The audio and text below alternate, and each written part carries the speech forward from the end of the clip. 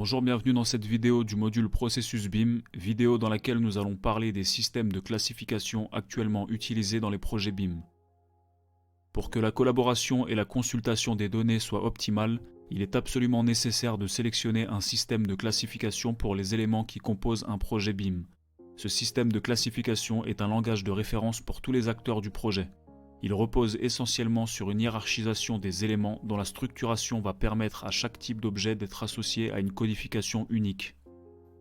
L'utilisation d'un langage commun optimise fortement la recherche d'informations ainsi que l'ensemble des actions liées aux éléments, comme par exemple le repérage des équipements, les quantitatifs, les architectures de connexion, les commandes produits, la mise en place de la régulation, etc.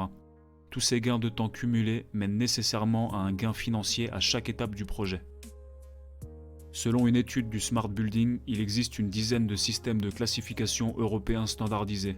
Parmi ces systèmes, les plus utilisés dans le domaine du bâtiment seraient notamment les systèmes Uniforma qui permettent de classifier tous les éléments de construction de la façon suivante.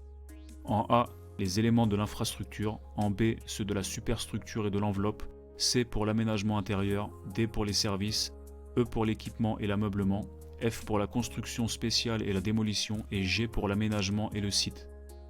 Pour l'exemple Uniforma, une chaudière porterait la codification D3020 car c'est un élément faisant partie des services, donc D, 30 car il s'agit d'un élément de CVC et 20 pour un système de production de chaleur.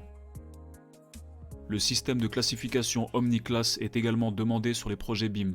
Il s'agit d'un système de structuration de l'ensemble des données d'un projet de construction. À la différence des standards Uniforma, les éléments de construction ne représentent qu'une sous-catégorie de l'ensemble du système. Pour le système OmniClass, une chaudière pourrait être codifiée de la manière suivante. Il s'agit d'un élément, de service, de CVC, un système de chaleur et plus précisément de génération de chaleur. Donc 21, 04, 30, 20, 10. Nous pourrions également faire le choix de classifier les éléments du projet sous la table 23, les produits. Une chaudière à condensation serait donc codifiée 23, 33, 11, 13. 23 pour les produits, 33 pour les équipements CVC, 11 pour les chaudières professionnelles et enfin 13 pour préciser qu'il s'agit d'une chaudière à condensation. Lors d'un projet BIM, il est demandé à chaque contributeur d'apporter la bonne codification d'éléments composant leur maquette numérique.